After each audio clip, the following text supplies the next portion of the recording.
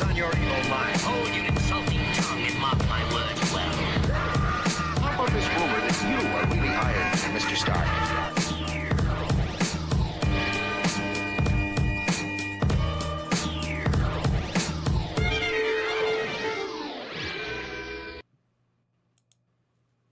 Hello, and welcome to another exciting episode of the Comic Book Chronicles.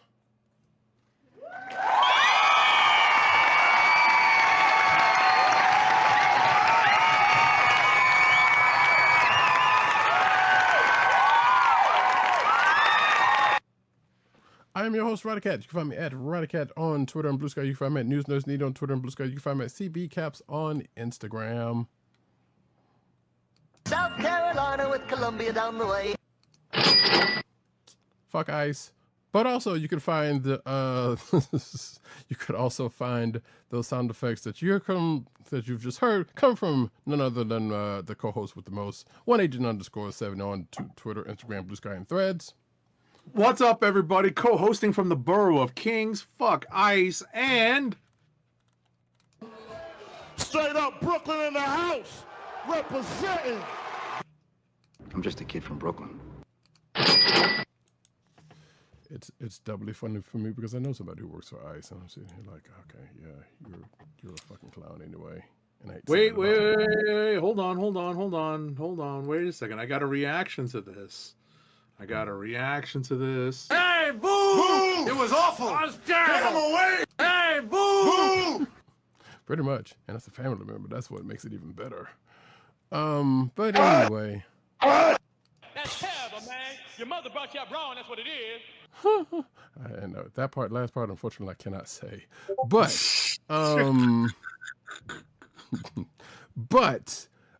folks, you can find this here podcast on the Cold Slither Podcast Network, the CSPN.us. Do it today.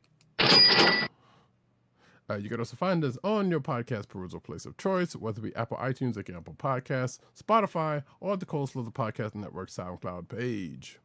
Make sure to click like, subscribe, and leave us all the positive 5-star reviews, especially on Apple Podcasts, because that definitely helps people find our show.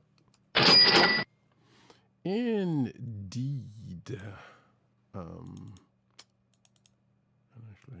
there was one other thing I forgot to do, but that's great. We'll take care of that, right? Boom. So yeah, we're gonna get into the proceedings, very all nice and swiftly, like with what is actually the what I assume is going to be the last Gatchaman solo hero one shot that we're going to get for the time being, and that is Gatchaman Jinpei Henshin.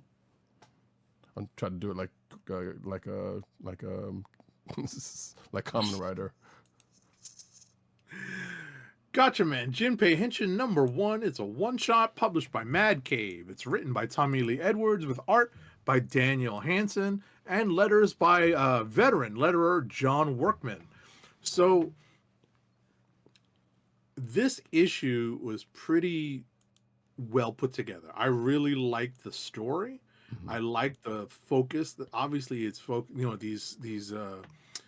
these one shots are focused on the title characters, and I really like that it's focused upon Jinpei.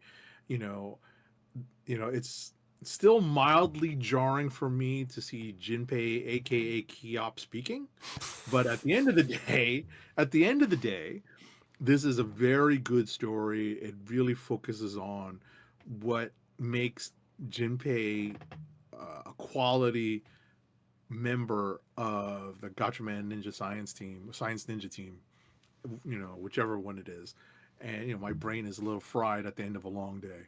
But ultimately, I really appreciated, that this was a great highlight, on his character and his characterization. What did you think? Yeah, I agree. This one was a fun, which you expected, because him being the youngest member of the group, you couldn't expect it to be too serious, especially with how he's most of the time has been portrayed. Whether you watch the original series or Battle of the Planets or whatnot, minus the clicks and pops. Right. or the Words and Pops or whatever. Which I would love to hear who the hell signed off on that one. Like, why is that the case, and him just not talking like he does in the original? Like, but either way, somebody out there has that answer. I guess the difference between this one and some of the other, well, most of the other ones, I guess, because I think the one, thinking back, that probably has the most, extra lore, as it were, for the character was Ryu's, because we get to, in that one, we got to get a little bit more about him that we, that we ever knew, because all we knew is like, yeah, he's the owl, he's the pilot, he's the big dude, but we found out a little bit more about him. In this one, we don't necessarily get that much more about Jinpei than, you could kind of suss out from him. But at the same time, it's still fun. Right. I mean, we've already discovered in the main series that he's the techie, he's the little computer nerd hacker amongst the team.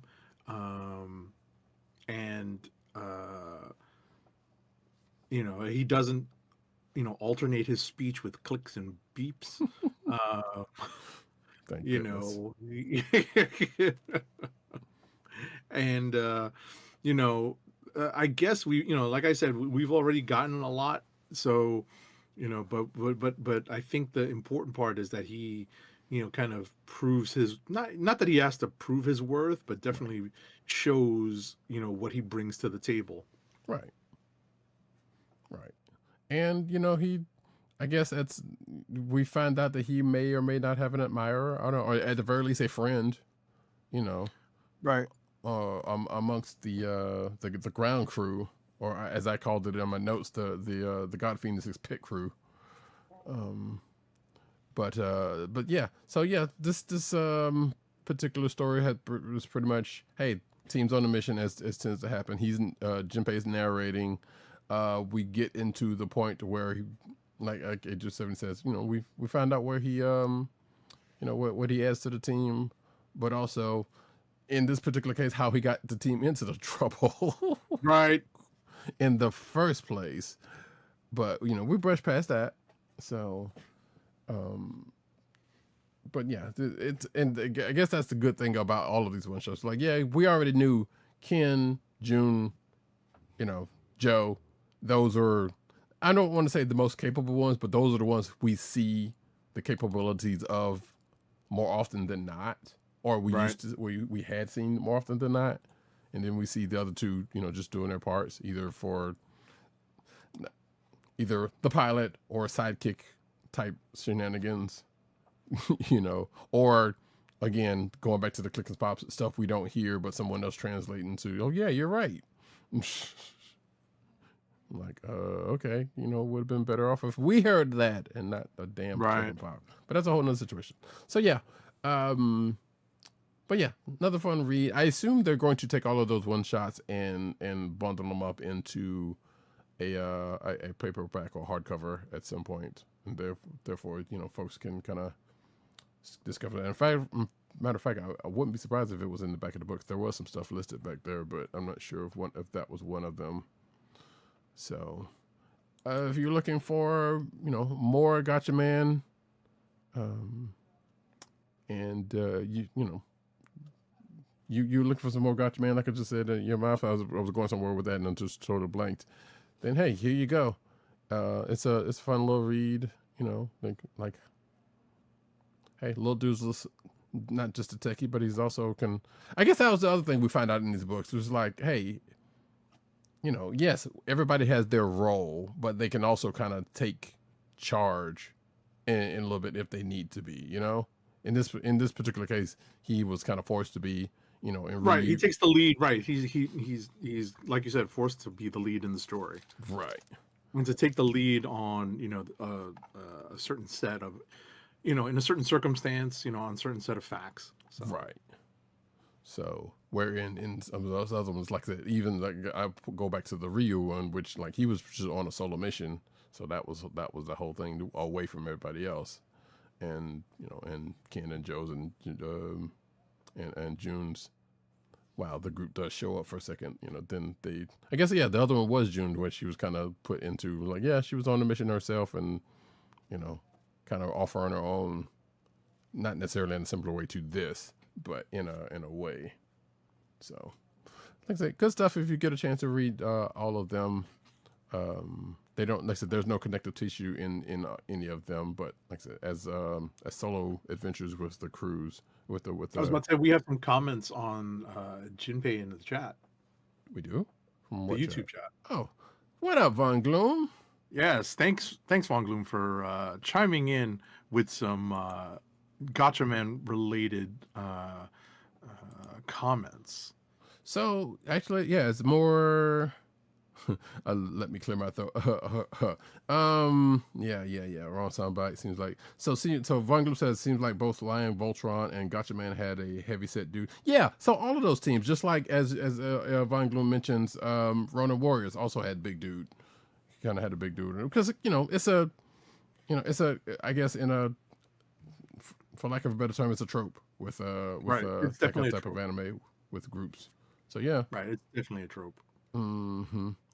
But yeah, and Kento Hard Rock being that one dude, and usually, I guess it depends because in Gatchaman, like we use the kind of the most soft spoken one, where Kento, kind of is a hard, as his name kind of implies, a hard head. So, Right. But they usually take a different type with that. Actually, I still haven't watched that new Ronin Warriors, just because I'm sure they follow the same thing. But welcome in, Von Gloom. Always happy to have you here. That being said, though, what was else going to say? Yeah, that was pretty much it on about this Gatchaman one shot. Like I said, I don't think we're going to get any more of these, but I'm going to assume there's probably going to be other little side stories that might pop up here and there if somebody's got one in the pocket. With what's going on, because they're not really doing it like Thundercats, because the side stuff when Thundercats ends up coming back into the main book. And so far, there hasn't been anything with these one-shots that have done that in the Gatchaman. Not saying it's the same people, because it's definitely not, but, they're not really necessarily doing a... Right. Different publisher, probably a different plan. Right. I think what I would think the main focus of these is to just give each individual character some time to shine.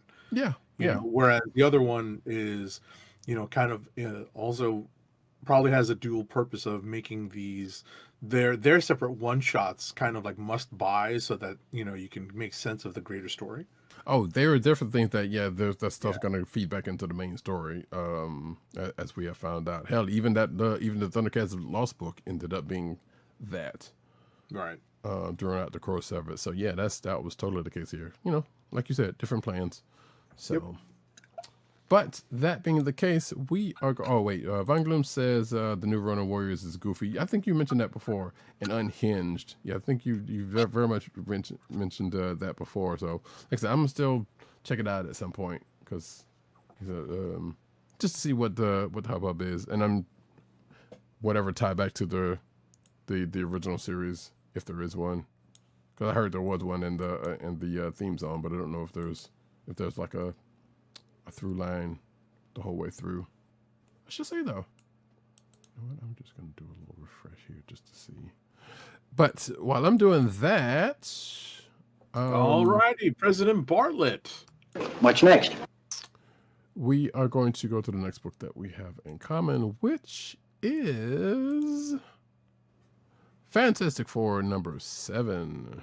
Fantastic Four #7 is written by Ryan North with pencils by Humberto Ramos, inks by Victor Olazaba with J.P. Mayer, color Edgar Delgado, and letters are by our favorite lettering paisan, VC's Joe Caramagna. So, while the cover highlights the Invisible Woman, this particular story is titled, I believe, The Invincible Woman. Find the Invincible Woman, I believe that is, or find. What is this? Finds. Well, I guess. No. The art. The app is called right. Invincible Woman Part 2. Yes, but the story itself is called Find Susan Storm.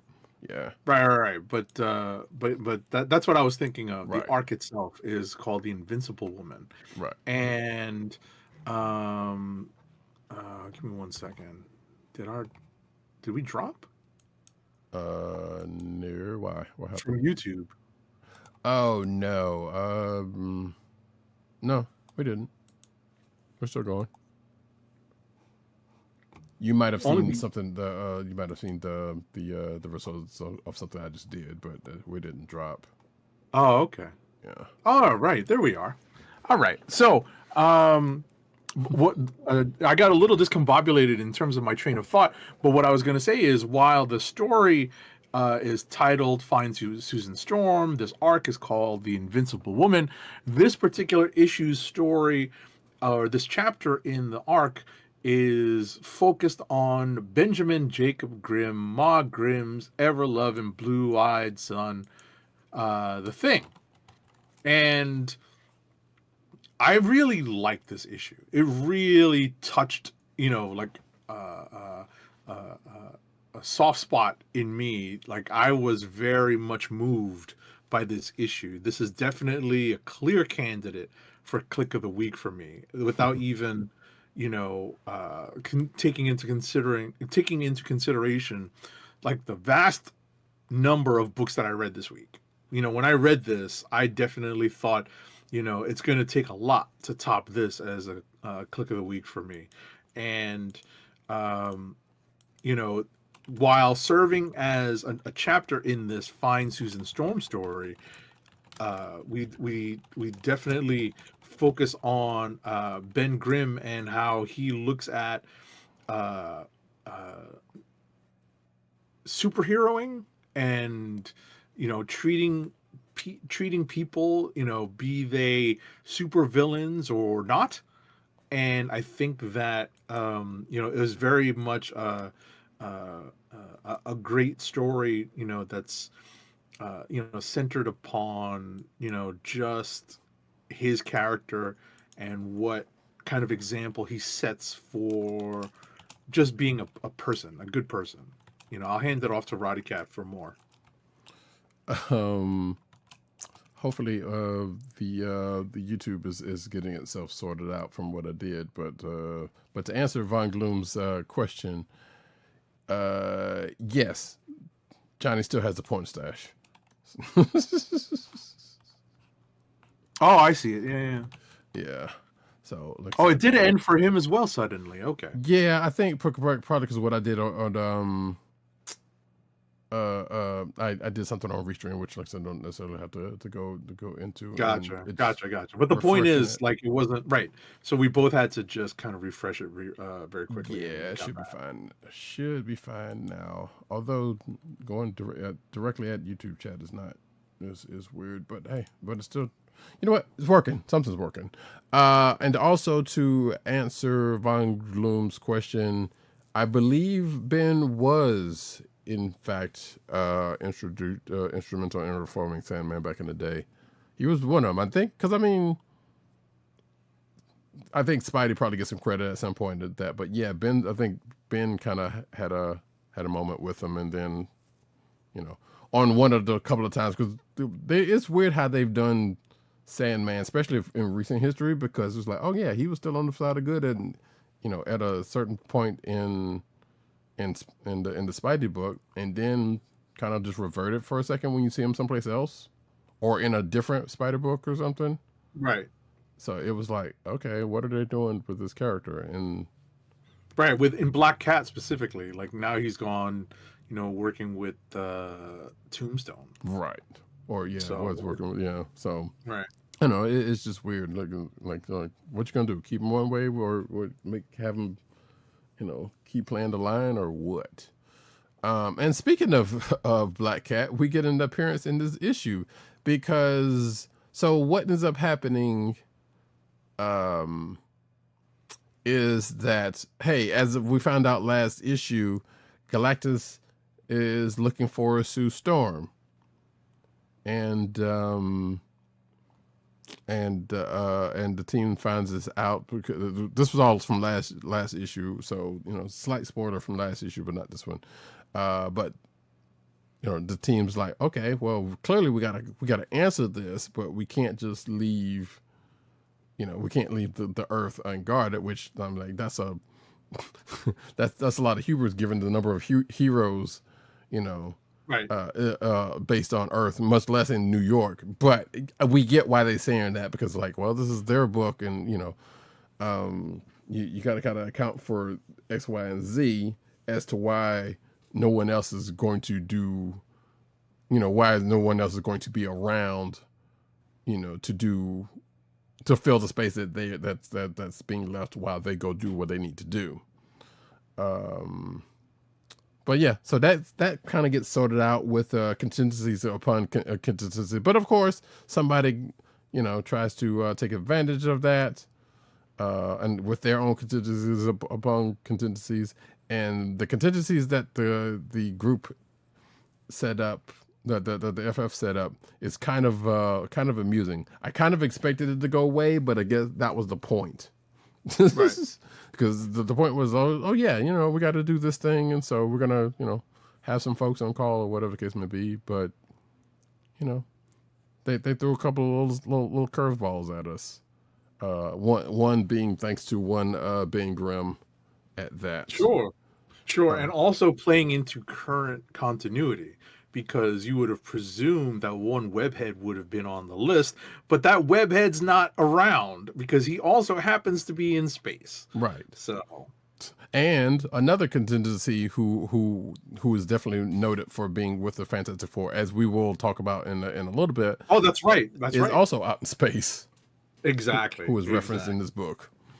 Exactly. So yeah. So talk about keeping with current continuity. No, yeah. So it was some good stuff. Although I don't know, I feel like everything you said was just true, but I don't know if they even thought the Spidey Heat thing in that closely. I'm kind of convinced in that, but I would agree that would be the first place they would have gone, because Spidey's been associated with the group. So we'll just take it at face value that was the case, given where we know he is.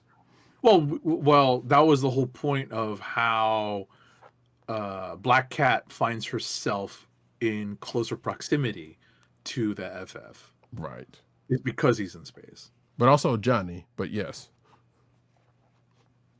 So, but yes, you're all right about that. And Von Gloom, we will get to that in a few. Yes. One of us did. Oh my God. We both read that. Oh yeah, that's right. You did read that. Yes. That's right. That's true. Did you say Blacktavius? Oh, that was, I can't wait till we get to that. We'll get to that in a second though. But that was so fun. That was good. That was real good. God. But yes, Fantastic Four, number 7 though.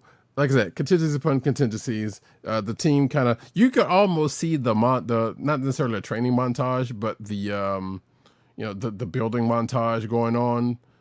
As a certain part of this is going on, because like they're getting ready to go on their adventure and put, like I said, contingency upon contingency, and then we see we don't necessarily see the main group, what they get into, because that's going to be next issue, but we get to see what happens with the folks who stayed behind to defend the Earth, of which of course is Alicia and the kids and whatever contingencies that they put in, including what came in at the end of the book, which had me, the thing, and I'm not the spoiler thing, which kind of had me thinking, when did, as was established in this book, when the hell did he have time to do all of this? Because basically Reed was tasked to kind of put some of these contingencies in place, and the other one was kind of alluded to.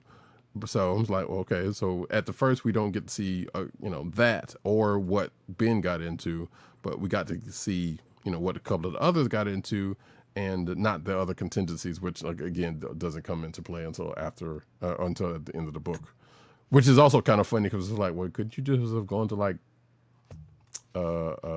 damage control? Because hell, everybody else seems to go in there and just pick up stuff. But of course, this is Reed Richards, so why would that be the case? So yeah, FF number 7, great read. Like I said, we will find out. And the preview page for the next issue had me. It was like, what? Are we really bringing that back into play now? Why not? I guess, yeah. I was like, sure. What we're gonna do with that? But yeah, we will see what the core group got into as they ride off into space next issue, or as they had ridden off into space next issue. Next up, though, we are going to get to we're going to get into the book that I was just referencing, and that book is Planet She-Hulk #3. Planet She-Hulk #3 is written by Stephanie Phillips with art by Emilio Lazo. Colors are by Sonia Obach, and letters are again by our favorite lettering paisan, VC's Joe Caramagna. So what is it, day 19/day 20 of She-Hulk being left on New Sakaar, and she's awaiting the return of her cousin and Amadeus Cho, but she now has to deal with it almost seemed like that scene in 48 Hours where Eddie Murphy, aka Reggie Hammond, is saying, "I've already been shot at, been in a car that flipped over 17 times," and she's going through an entire litany of things that she has gone through over the span of the 19/20 days that she has been placed in charge of, or at least overseeing what is going on New Sakaar. And things may or may not be what they seem, but right now the action is hot and heavy. Really enjoying what they're doing with She-Hulk in this. And the twist, I did not see that twist coming. That was definitely out of left field, and it does reflect upon the current continuity of She-Hulk, right? It does draw on the most recent miniseries as well. So I didn't expect this particular twist to play out like that, but it was kind of a good, whoa, how does that work type of surprise going into the next issue. What did you think? Yeah, I agree with everything you're saying, because the way so basically what happens is, like Agent 70 said, most of that stuff I don't have to count that, but basically something a slight trap got laid out for Jen in the end, which, as we thought going into the last into the last of this issue, thought might bring her back into her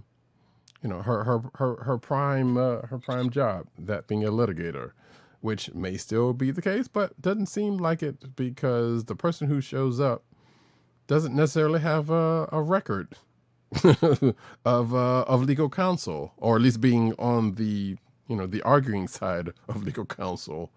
Definitely on the defendant side, for sure. So it seems like there's how they set this up was kind of funny, and the fact that it's like, okay, so this is going to be Sakaar, just as I assume, and therefore you're bringing the person, the antagonist here kind of brought in a ringer, not necessarily a ringer, but brought in a weakness or potential weakness to go up against Jen, as we will possibly see, or it might be something else going on here that's not necessarily the case, like Agent 70 said, but we shall see. The only thing I know for sure is that Jen's probably going to smack the shit out of Bruce when he gets there, or if he ever gets there, because she's while she's dealing with things as they are, she's still sick of shit. So So we'll see how that all ends out whenever they get to that point. We do know that at some point, if this book ends, that's probably the only other way out of this, because I can't see any other way that would be like, oh yeah, since she's still here, so I guess she's going to be here for the time being, or we're going to see her possibly intimating that she's going to get back to Earth, but pop Bruce one before she leaves. We'll see. Von Gloom says, find it funny that both the Hulk and Xavier had kids that ruled alien empires. Yep. Yeah. And also had kids that hated their freaking guts. Well, that has changed for one of them, though. Actually, I feel like that changed for both of them. Now that I think about it, because I'm not entirely sure what before whatever happened here. You know, I thought, as far as I know, Bruce and his son were on good terms, but now Xandra and Xavier, as last we saw, were on fairly decent terms. They were Right. I was about to say he's probably just thinking of David Haller. Oh, well, yeah, that is true, but David, well, yeah, but David didn't rule an alien empire that we know of, or at least that I know of. Well, unless he did. I mean, that's quite possible. I was assuming he was talking about Xandra, which Xandra did kind of hate his ass for good reason. So, and yes, as Von Gloom says, yeah, Xavier consistently treats Legion like crap, and I think that's what caused Legion kind of go off on what he did. And that's also a great analogy. Legion is his Pietro. That's all of that checks out, as Von Gloom says. But yeah, so that was Planet She-Hulk number 3. Like I said, we don't know how long this is going to continue to go, but it's still a pretty good story and still great read. So in that case, we will get to the next book and the other book that was just referenced in chat, and that book is Black Panther Intergalactic number 2.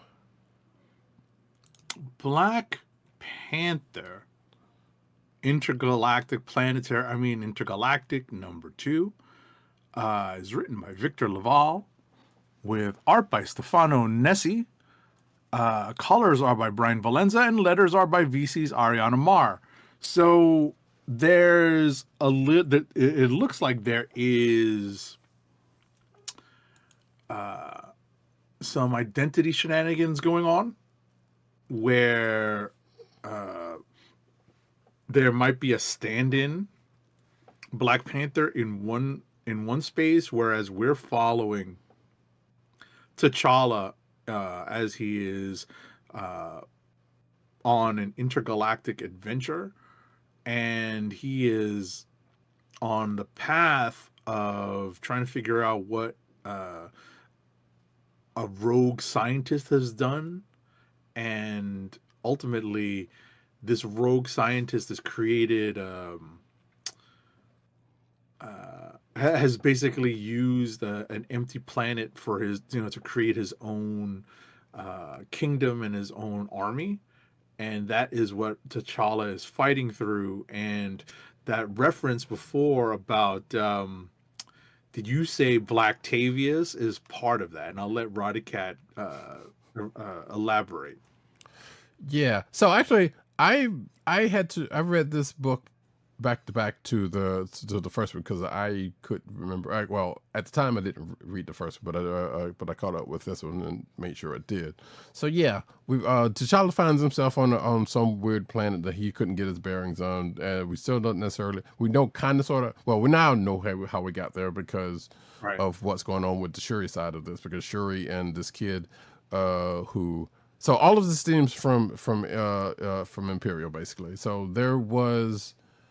Or at least that was thought at the time, a farmer and his son who got trapped in a certain spot in Imperial. Unfortunately, the dad died. The son made it, and T'Challa was like, "All right, you know what? I'll take care of you. You send him off to this one school for gifted kids."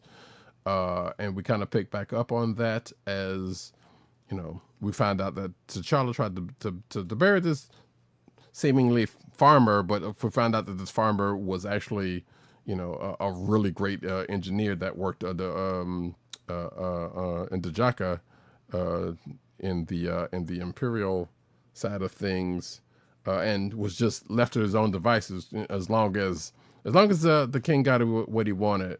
He kind of left to his own devices. So of course, him being an engineer and scientist, kind of did some things, and let science sort them out, which leads us to everything Agent 70 just said,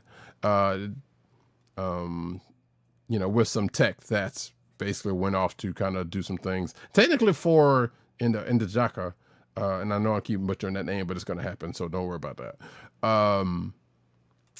But since since he's no longer around anymore, and T'Challa's in now in charge of the imperial things, he's back to being the king. You know, he and Shuri and are finding out what some other things have been going on, or another thing that had been going on, which leads to the whole Blacktavius situation, because the scientists had made some tech that basically went out to worlds, populated them, makes more army of them using superpowered Earth beings. And we see some new Marvel Legends figures, if they allow them to be, during the course of this particular issue, including Otto Gunther Blacktavius, which I was like, you know what, wherever this is going, I'm already liking it. Well, at least he acknowledged that it was fairly silly sounding, right, in story. Right. So I appreciated that. Oh yeah, absolutely. So, and yes, as J70 said, we find out that probably part of this tech is basically making themselves seem like the real T'Challa, and that's where we find M'Baku, who doesn't know this, kind of dealing with.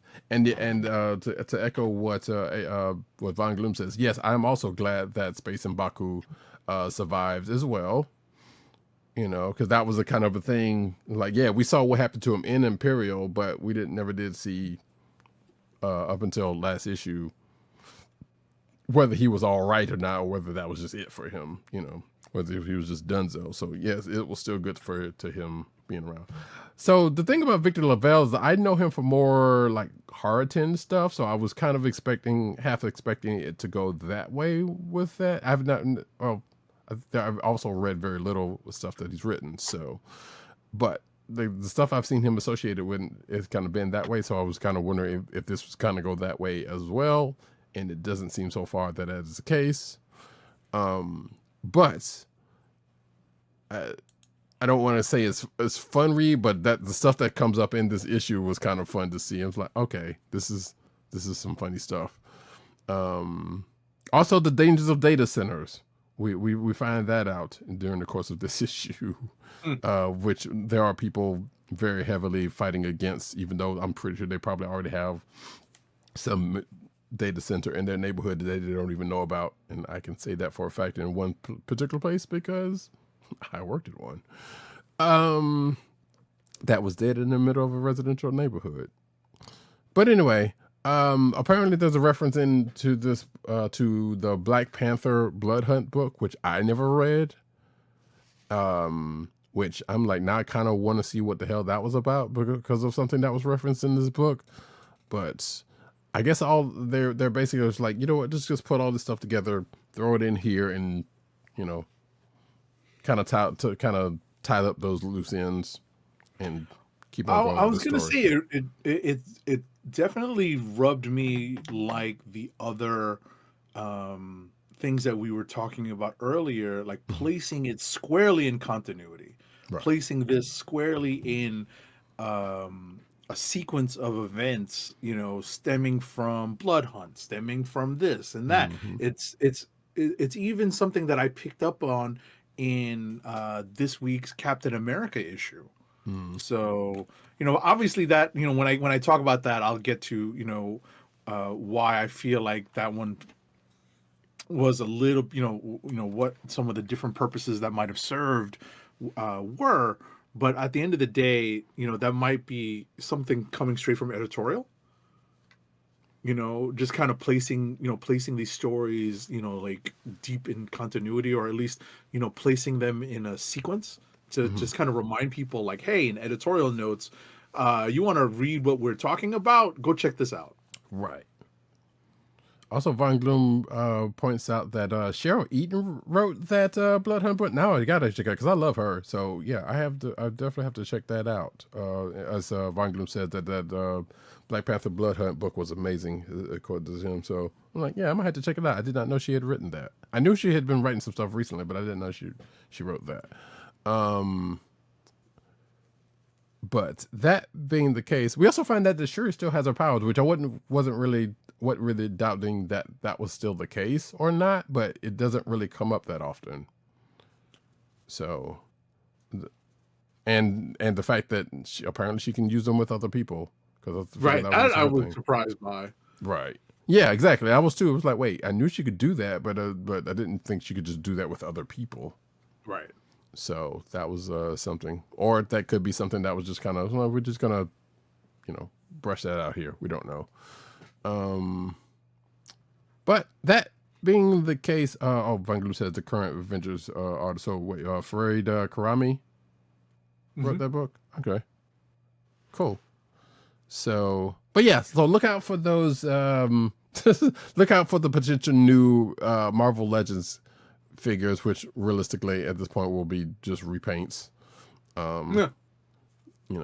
Maybe with an extra or two if we ever got them, but I don't think we will. But hey, I would love to see both of those. I'm sure somebody's probably going to do I forgot what they call them, but a repaint them, a custom of one or both of those two the figures, or three, I guess, if you count the other ones. But we'll last see. one, yeah. Right. I kind of doubt that last one is going to make the cut, but those first two probably. I would love to see if that's the case. But yeah, that was Black Panther Intergalactic number 2. Cue the soundbite. Probably not. But that is it for the books that we have in common. Rapid fire. Alrighty, folks, rapid fire review time. Get ready for an onslaught of books. Oh, no, I ain't got time to read.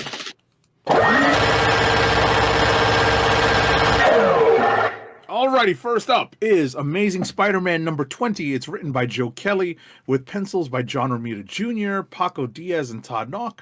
Inks are by Scott Hanna, Paco Diaz, and Todd Nauck.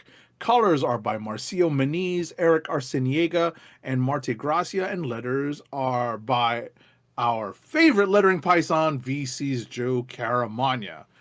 So we have yet another chapter of the Norman Osborn in the Spidey suit saga, and what we're dealing with is someone going after Norman and putting not frail, but definitely not young Marissa Tomei Aunt May, but kind of the more classic Aunt May in mortal peril. And things are happening. We have in Norman's story, guest appearances by most of the other Spider people in the 616. And yeah, things are getting to be pretty exciting, and probably leading up to the return of one Peter Parker, because they're teasing that all the things that all of the contingencies, speaking of contingencies from Fantastic Four, all of the contingencies that were put into place to help Peter's life are slowly becoming unraveled. And that seems to be an indicator that this story is soon to come to a particular point, probably the climax. Next up is Captain America number 6. It's written by Chip Zdarsky with art by Delio Diaz and Frank Alpizar. Colors are by Romulo Fajardo Jr. and letters again are by our favorite lettering python, VC's Joe Caramagna. This is the start of a new arc. Post One World Under Doom.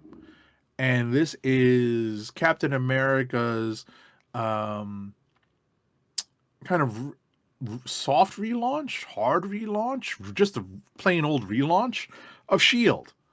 And, it's kind of cool to see that, this particular organization is reforming just like it always has. It's going to reform every so often with a slightly different aim, a slightly different mandate.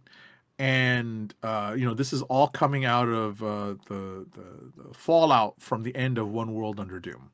And so we get to see how that first 5-issue arc plays into the Captain America book going forward. His experience in Latveria is playing a key role in what's going on in this book. Obviously, we're bringing in other aspects of the post One World Under Doom with Thaddeus Thunderbolt Ross and the Red Hulk playing a role in this as well. So it's an interesting way to move things forward, and in Latveria post One World Under Doom, while not doing it in the Fantastic Four. Right? It's interesting that they would choose to do that, kind of like the main post Doom Latveria stuff in Captain America. So, I'm interested in keeping up with that and seeing where they go from here. Next up this is also seeding Armageddon. Oh yes, it definitely is laying some of the groundwork for Armageddon. Yeah, That's also definitely teased because they do count down how many more issues until Armageddon in this. right, and also shout out to Matt Wayne 97 who says can't wait to read this Captain America book, picking it up with this issue. Oh, what's up, Matt Wang 97? How you doing? Friend of the show. Yes, definitely. Next up is Psylocke, Ninja #1 of 5. It's written by Tim Seeley with art by Nico Leon, colors by Dono Sanchez Almara, and letters are by VC's Ariana Mar. So, if you are a fan of 80s, specifically late 80s X-Men, guess what, folks? You might want to pick this one up because it definitely fills in some of the gaps. Talk about retconning, right? Retroactive continuity is in full effect in this issue because this outlines or fills in some of the gaps as to how British Psylocke became Asian Psylocke. That's the best way I can put it. It's the most simple way I can put it. And someone decided to kind of retroactively explain how a lot of this happens and to put in an action-packed story on top of it. I'm probably going to be picking up this miniseries just to see how all this plays out. But yeah, it's an interesting read, right? This is definitely one of the books that caught my eye towards the latter half of my reading period over the last few days. So Psylocke Ninja #1 of 5. This is the whatchamacallit, the post, I forget what the line is called. The post eve of the post Age of Revelation, that is. Oh, okay. Yeah. I was about to say because it's called Shadows of Tomorrow now, but That's that Shadows of Tomorrow. Yeah. Shadows of Tomorrow. That's the post Age of Revelation push. Right. Or publishing direction that they're taking the X-Men in.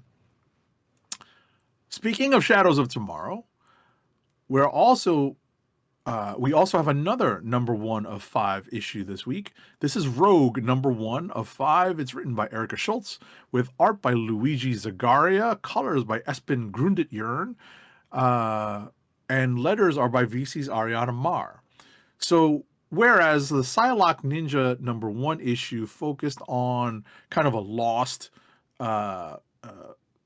time of an X character's history and definitely doing some retconning to kind of fill in some of the gaps that were definitely left there to be filled by Chris Claremont.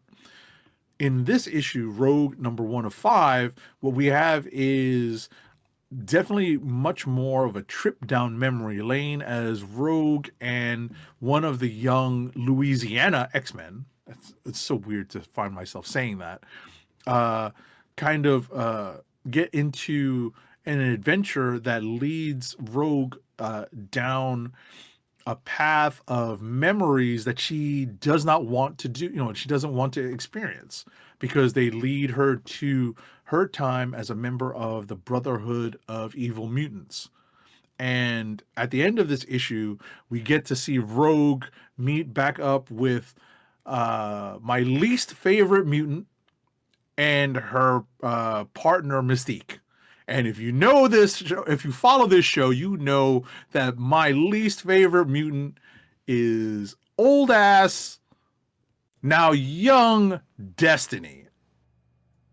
Irene Adler. My God, I hate that character. Oh boy. So that's the gist of this story. Next up is Spider-Man and Wolverine #9. It's written by Mark Guggenheim with pencils by Gerardo Sandoval, with inks by Victor Nava, colors by Brian Reber, and letters by VC's Travis Lanham. Believe it or not, this Spider-Man and Wolverine story, right, does a really good job of, it's definitely a buddy cop narrative between Spider-Man and Wolverine, right? Their relationship is always going to be evolving and, in a sense, growing, because these two characters have had a couple of team up miniseries, or at least short series over the last several years, maybe even the last decade. And that relationship between these two, really popular characters has been growing,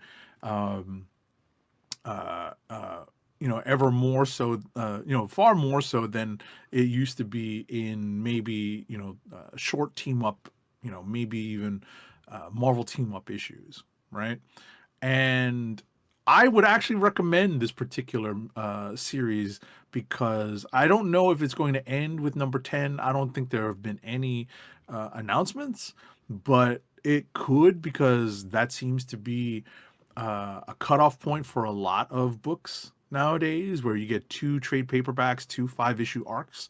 So we'll see if this lasts past 10. I think it's obvious that writers are set up to at least put out 2 5-issue arcs and see, and see how the sales go before before making any further plans. So that's just the sense I get here.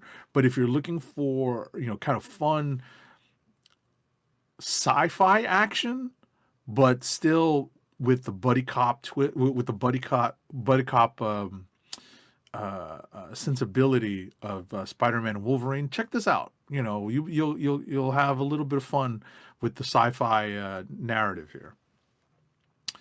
Next up is obviously one of my favorite books, Thor #6. It's written by Al Ewing with art by Pasquale Ferry. Colors are by Matt Milla, and letters are by VC's Joe Sabino. So we are continuing the story of Sigurd Jarlson, the latest incarnation of Sigurd Jarlson. And he is dealing with having run into Donald Blake. And Donald Blake has proved to be an interesting character as a stand-in for not a new Loki, not a new arch enemy, but definitely a new addition to a rogues gallery for Thor. And it's a very interesting twist on how they would treat how they've treated Donald Blake. If you have been keeping up with Thor, you know that Donald Blake took on the punishment of the mythological punishment that Loki had to undergo in the myths, in the Norse myths. And now he's back, and he's wreaking havoc on what we think is Thor, or we're meant to think it's Thor, running around in the guise of Sigurd Jarlson. So listen, it's Al Ewing. If you are accustomed to this style of storytelling, where it's not what you think it is, but you're open to reading something that's a little offbeat, it's not necessarily the straight superhero story that you might be expecting, give this a give this a try, give it a pickup. It's actually, I really like it. It's really, it's definitely a candidate for Kliq of the Week for myself. Next up is Wiccan Down the Witch's Road. No, just Witch's Road #2 of 6. It's written by Wyatt Kennedy with art by Andy Pereira, colors by Brian Valenza, and letters are by VC's Ariana Marr. The story continues with not John Wick Baba Yaga, but a version of the Baba Yaga, or Baba Yaga, who is, I think, more traditional. And this character is the initiator of the quest that Wiccan is on to start down the path of the Witch's Road. And there's a lot of lore here that is expanded upon. I'm speaking specifically about Wiccan's lore, which some people might not be familiar with. I definitely was not that familiar with it, and I needed to Google something because it is easy to confuse a particular concept that is in Wiccan's biography that is, I think, a little confusing to someone who's, believe it or not, learned about this concept in Thor with the same or similar name. And once you kind of look that up, it'll prove to be, it'll make understanding this a little easier. We'll see where all the retcons come in to kind of fill in a little bit of everyone's knowledge gap when it comes to that. Maybe they're just hoping that people ignore what happened in old issues of Thor, but what can you do? But yeah, if you're interested in finding out what Wiccan and Hulkling are up to post Imperial, check this book out. Last but not least for me is X-Men number 24. It's written by Jen McKay with pencils by Tony Daniel, inks by Mark Morales, colors by Fair Cifuentes Sujo, and letters are by VC's Clayton Cowles. This is another book post Age of Revelation that is an epilogue to Age of Revelation. This is a key issue to read. It's very important to understand how Age of Revelation was, how it played out and how it was constructed as a way to move the story in X-Men and maybe the X universe, at the corner of the Marvel universe that the X-Men are in, forward. And if you're looking to understand what's going on, I think this is a key issue. So you may want to pick this up and read it. And that's it for me. All right, before I get into mine, because I only have a couple anyway, I'm just catch up with the chat just a little bit.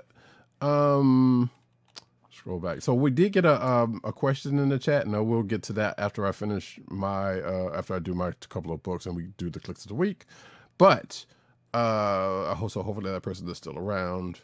But let's see. Von Gloom says Psylocke resembles my friend's ex undercover, just as lethal. Oh my. Oh no. Also says I miss skunk hair Rogue.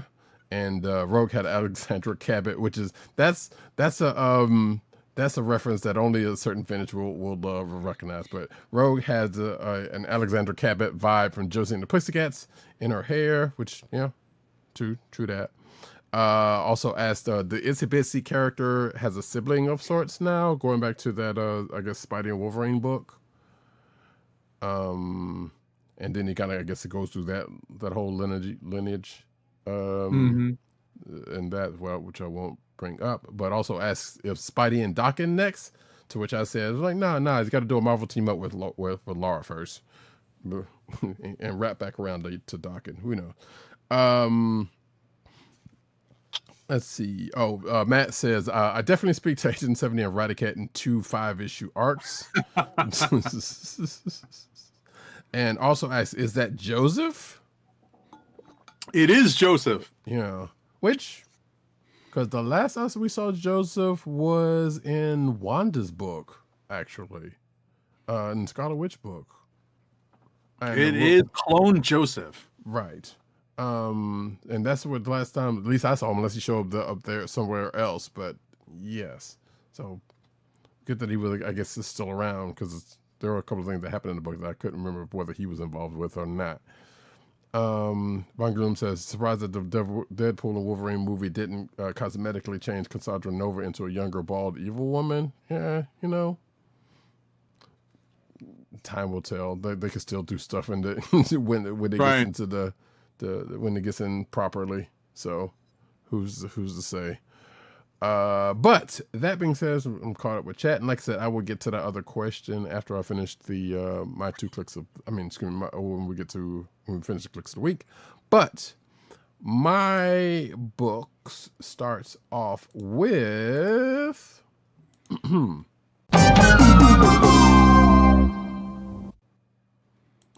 Defenders of the Earth, Dark Destiny #2. Written by Dan DiDio, with art by Alex Sanchez, colors by Wancho, and letters by Carlos M. Mangual. So, you know, if you know much about Defenders of the Earth,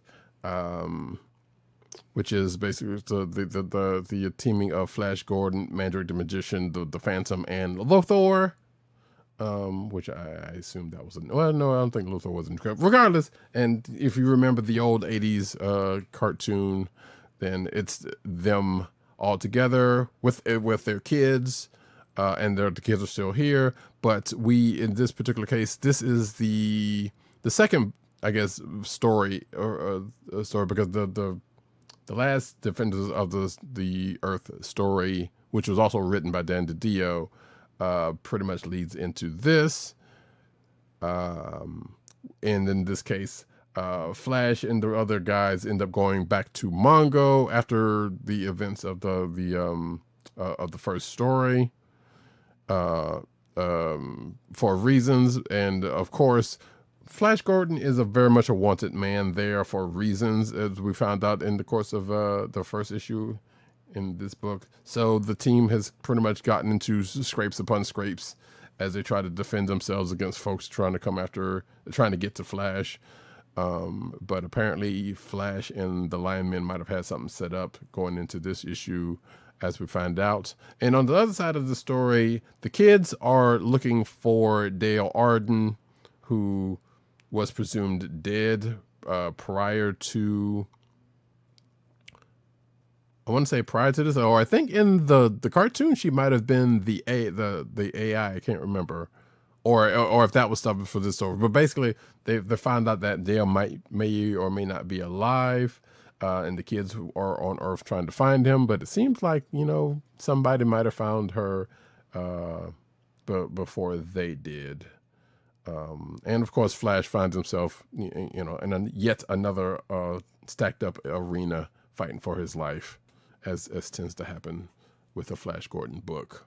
So a little bit of information kind of comes out in this issue, but you know, everything I just said was kind of that, and which leads to something at the end that may or may not be a thing, or, well, it definitely is a thing, let's put it that way, but what, we'll find out next issue. Von Gloom says, I think the cartoon was on Tubi. That's probably checks out, because I believe that is, I may have seen as much. It's definitely out there on Prime, Amazon Prime, because that's where the last I saw it as well. In fact, because like I said, I was going to go watch a couple of episodes just for old time's sake. But my last book that I have is... we'll get to the ones that I didn't get a chance to read to in a little bit, but Ultimate Black Panther #24, which is the last issue of this book, as we have said, because the Ultimate line is going to an end. Written by former guest of the show, Brian Hill, with art by Stefano Caselli, color artist David Curiel, and letters by VC's Corey Petit. So, we leave... So yeah, this is pretty much wraps up the story. It ends in a way that's doesn't necessarily mean, I guess, well, it feels like there should be another issue coming up, or at the very least, this story, what happens at the end of this, is going to show up someplace else before the end of the Ultimate, end of the Ultimate line ends. At least that's the way it feels to me. But basically, you know, T'Challa ends up standing before the vibranium deity, you know, and we ask, or at least I do ask, what does God need with the Earth? If you know where that comes from. You could also cue Forrest Whitaker saying, "Deception! Lies!" in here if you kind of want to at a certain point. But like I said, the T'Challa pretty much. Deceptions. There you go. There it is. But yeah, this basically ends up. I don't want to give too much of away, but you know, there's a great speech. T'Challa basically does T'Challa things and unites the people, and you know, some things happen. Some things get built, and another, you know, you can see another building arc kind of happening here. But of course, as a proclamation goes out to the world, and the world kind of responds in the shadows, as the world tends to do in situations like that. You can kind of guess how folks kind of feel about that. And like I said, coming to the end of it, like I said, we find T'Challa asking someone for a favor for reasons that time will reveal. Time being the emphasis in the case. So, like I said, whether this will come up again, you know, while the Ultimate line is still going on for the next couple of months, we shall see. I'm not sure how or where, but I guess, you know, that'll be the case. And with that is. Well, actually, I'll read this before I say what I was about to say. Matt Wayne 97 says that Brian Hill appearance was great. That Wu-Tang story, yes, indeed. Defenders of the Earth was 65 episodes. That is true. Silverhawks was 62. Yes, that is true. And yeah, Von Gloom says it's so crazy that cartoons had 20 episode seasons, and that's a conversation for another time. But yeah, most of the times there were like 65 episodes back in the day because they let stuff stand for longer, and all we had was network TV. So they had to order for weekly basis for a lot of them, depending on whether they were on Saturday or whether they were on during the week. So, you know, they ordered at least 20 or so to see if it was going to last a season. Well, it's usually 65, to kind of last the whole season. Sometimes some of them didn't get that part, depending on how well they did. But for the most part, most of them, you could at least go 65. You know, that had some legs on them. Silverhawks, you know, kind of almost made it there. I don't know what I think they might have did something at the end of that. But regardless, that is it for me. Kliqs of the week. Kliqs of the week. So as we do, for anybody not familiar with how we do things here, we Kliqs of the week. We pick the one that we like the best out of the week. We also go through some of the stuff that are potentials. 1870s. Do you have your potentials? Yeah, potentially. I think I have on my list Thor number 6, Psylocke Ninja number 1 of 5, Fantastic Four number 7. I like Captain America number 6. And yeah, I had a lot to choose from this week. How about you? FF number 7, definitely one of them. I didn't have as many as you, but yeah, there was some good stuff from what I thought I picked. Planet She-Hulk, number 3, also good. Black Panther, Intergalactic was one of them as well. Excuse me. I think that's it. Ultimate Black Panther was very interesting. Like I said, the book just basically ended, but like I said, I'm assuming, you know, some of that stuff is going to pick up elsewhere while right. The Ultimate line is still going for the next couple of months. And also, the Gatchaman Jinpei book was pretty good. It was fun, as we said earlier. I don't think it's going to make the running, but it was still one to check out for certain. Do you have your click? Oh yeah, FF number 7. Kind of figured. FF number 7, very strong candidate, but I definitely had a lot of fun reading books this week. It was not a slog. I'll put it that way. There were a lot of fun and interesting books out this week. Oh yeah, for certain. There's a couple of them that I didn't get a chance to get to, which may or may not answer someone's question in the chat, which we'll get to in a second. But and I know Agent 70 knows a couple of these because I talked to him before the show about that. But Mighty Morphin Power Rangers Teenage Mutant Ninja Turtles 3, whatever number that one is. Number 4 I didn't get a chance to get to. VR Troopers number 6 came out, and apparently that's the last issue of that book. And I started reading that book and kind of came off of it, but not just because it was boring or anything. It's just that there was a whole lot of other stuff. So that book is ending. That book ended this week. Star Trek: The Last Starship number 4 I didn't get a chance to get around to, so that's a whole nother thing that probably would have been in the running had I had a chance to read it and it was good. I think Spider-Man number 4, 94 number 5, that was another one I didn't get a chance to get to, but I think I might be a couple of issues behind that one as well. But for Star Wars also, I didn't get a chance to read because I think I'm a couple of issues behind that. But for my Kliq of the week,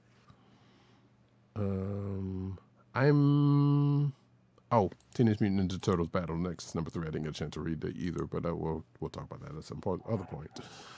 I think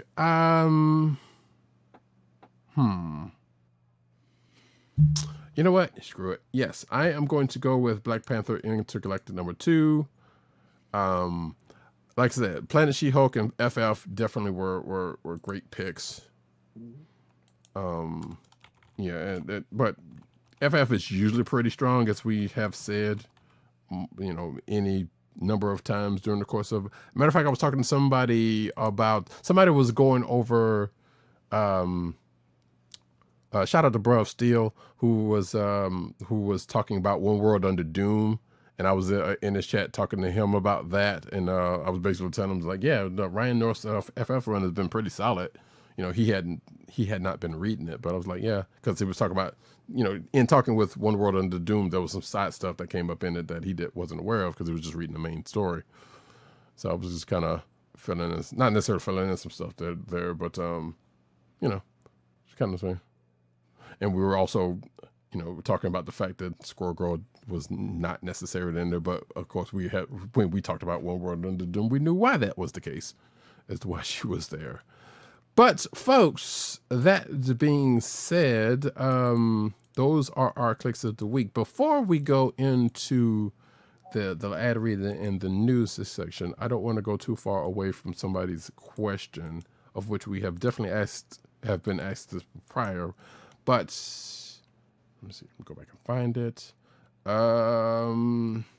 Mr. Alkebulan, I apologize if I butchered your name, asked if there were any indies that we liked right now.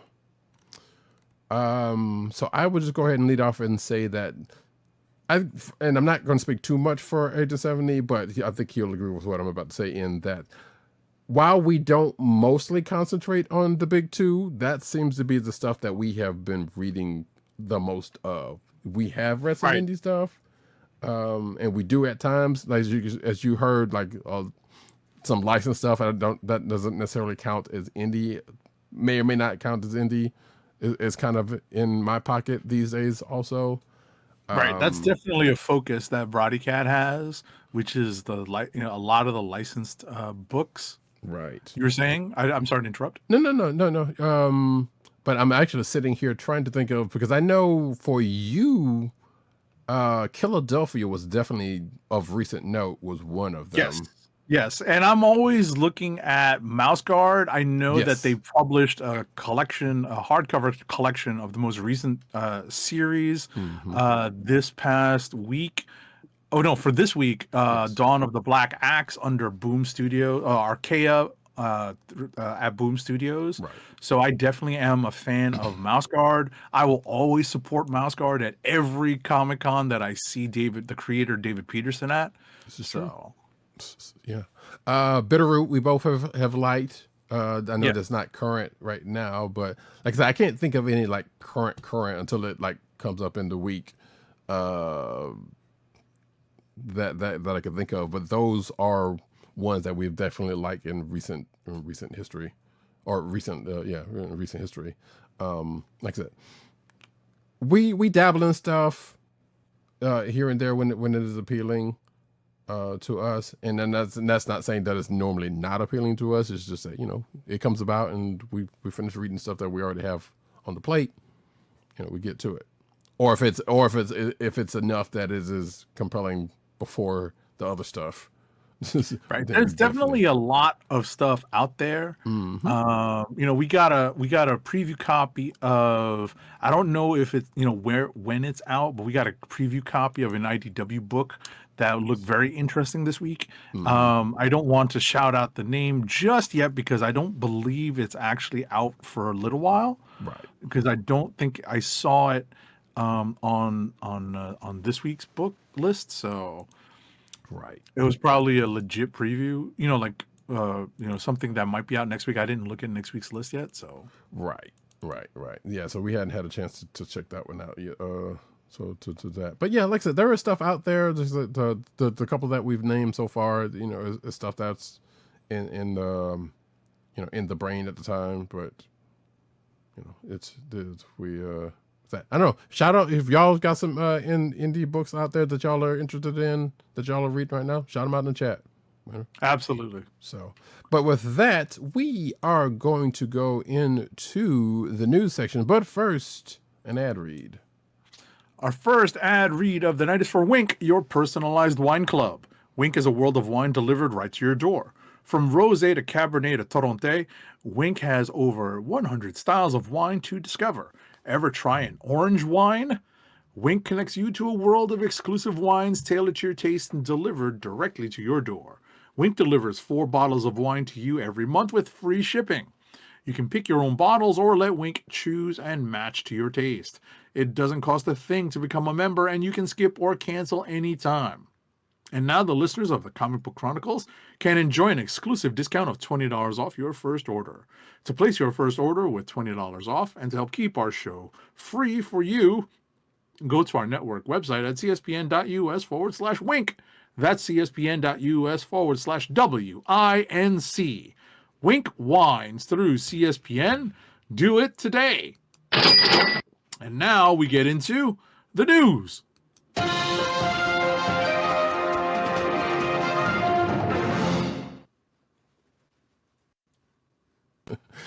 Wang, of course, Wang would be the one that said he has had orange wine. But of course, and honestly, I still have not. But I found out what it is after the repeated being curious about it after repeated listenings of that ad. Yeah. But folks, we're gonna get into the cinematic news as we do about this time. Oh dear, I should put this one in there, but we're gonna save that one for next week. How about that? Because we don't need any more Jared Leto sightings right now. What do you mean? We're not going to talk about that new trailer? I just saw that on site. We'll bring it up because it's not a whole lot of news. We might bring it up. But first off, though, Avengers Doomsday's trailers' secret messages may have been figured out according to this site.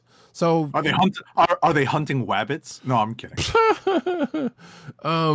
So yeah, as folks know, the leaks, formerly leaked trailers are now been officially released. Folks have got seen them, except for me.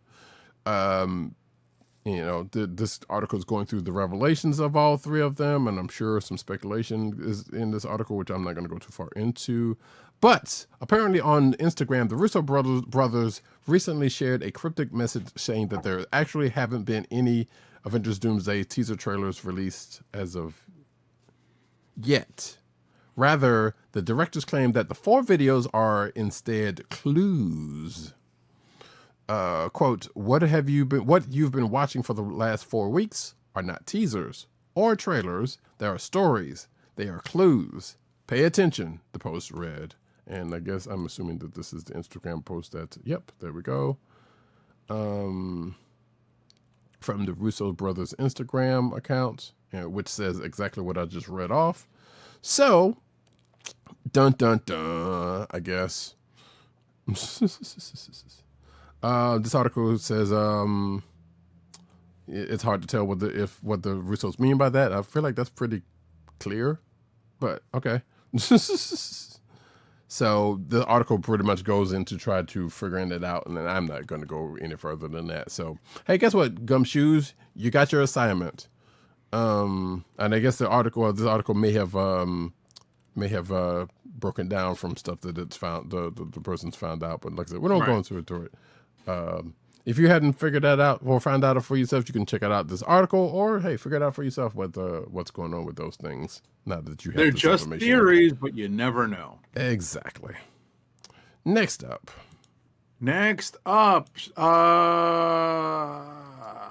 She-Hulk's Tatiana Maslany responds to MCU rumors. She's hilariously responded to these rumors that claim that she turned down future MCU appearances. Earlier this week, a scooper said Marvel Studios wanted to use She-Hulk in a big way for Avengers Secret Wars, but that there was a problem in that Tatiana Maslany had no interest in working for Disney. And what she said in response on a recent episode of the Comedy Bang Bang podcast was, Disney has approached me to play She-Hulk again. Guys, I said no, okay, because I just did. This is the facts. They're out there. You can read the articles about it. I was really mad at them for letting me sue them, for kicking me out of the movie. I was just mad in general, woke feminist stuff, very tongue-in-cheek, very sarcastic. Mm-hmm. So, and like I said, I'm personally more than content waiting to see what actually happens on screen. They better have her in this movie or in any of those movies, because that'd be a crying shame. I love her, so that's it's especially as She-Hulk, but in a couple of her other roles, of which in one show she had many, but yeah, no, we'll see. Like I said, this is, we'll see how that all turns out. Star Wars Maul Shadow Lord teaser trailer and first poster arrive. So I picked up on this because I saw Sam Witwer out there on Twitter, or Blue Sky One, I think it was Twitter, with some Lego figures set up a certain way, and of course it was being that he voices Darth Maul, it was the Darth Maul figure with some other figures around it, and teasing what this article also goes into, which is the premiere dates for Darth Maul Shadow Lord, which is April 6th, 2026. There is apparently a trailer. I don't think it is attached to this article. Yes, but this article looks like it. Well, it's a Star Wars article, so I guess that's something. But yeah. So this is that, and according to this article, that show is going to begin with a 2-episode premiere on April 6th. So doesn't necessarily say how many episodes it's going to be. Oh wait, here we go. 2 episodes each week, leading to a finale on Star Wars Day, which is May the 4th. Duh. Mm-hmm. So there you go. And this confirms that the Star Wars Maul Shadow Lord picks up after the events of Star Wars: The Clone Wars, and so which means it's before Rebels. So there you go. Also a little bit of the voice cast. Oh, Richard Ayoade is in it. Oh, okay. I did not know that, but that's cool. But anyway, like I said, if you're interested in anything on that nature, you can check out the article in the show notes. Next up. After 14 years guiding Star Wars into the modern era through all its ups and downs, Kathleen Kennedy is stepping down as the president of Lucasfilm. Her departure from the company is effective this week and has been long expected, but still marks a seismic shift for one of the biggest brands in Hollywood. So, as reported, she's not departing the galaxy far, far away immediately. As part of her exit, she will continue on as producer on the next 2 Lucasfilm movies, The Mandalorian and Grogu, coming May 22nd, and 2027 Star Wars Starfighter. In her wake, VP Executive VP and Chief Creative Officer Dave Filoni has been promoted to oversee the creative direction of the company as President and Chief Creative Officer of Lucasfilm. President and GM of Lucasfilm Business, Lynwen Brennan, will handle the business side of things as co-president of Lucasfilm. This should be a surprise to no one that Filoni's now got the reins to this, because it's been rumored for a while and jokingly teased it in some outlets that he should probably take it over. So again, no surprise that this was happening. And stupid people have been wanting Kathleen Kennedy out for dumb reasons. So, yep. Which we don't necessarily have to get into. But yeah, therein lies that. Next up, though, speaking of the Filoni era, Forbes got this article on upcoming Star Wars projects that apparently has them questioning some things. So the Mandalorian Grogu is going to be coming up soon-ish. That Starfighter movie, which we still don't know a whole lot about it.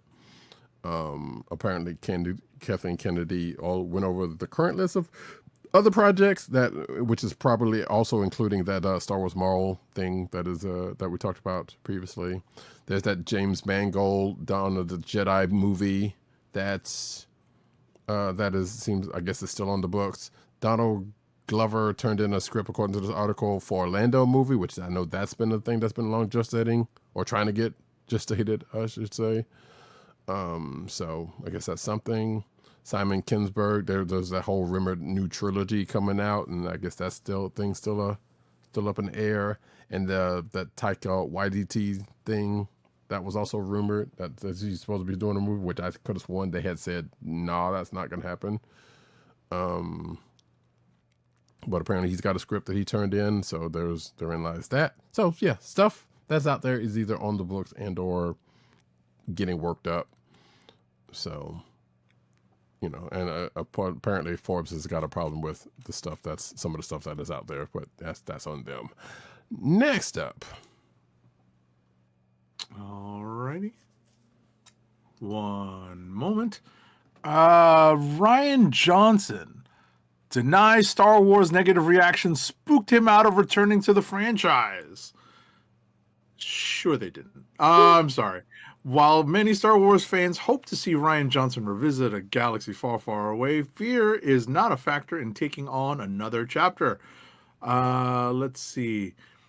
Following Kathleen Kennedy's Lucasfilm exit interview with Deadline, in which she explained that he, as in Ryan Johnson, got spooked from returning to the franchise, Johnson denied that what held him back after that was what held him back after directing Star Wars Episode 8, The Last Jedi in 2017. LOL Zero Spooked Sorry. Wrote sorry. My goodness, what accent am I using? Wrote Johnson on Twitter/X. Yeah. Batman movie Brave and the Bold at DC Studios taps Christina Hodson to write.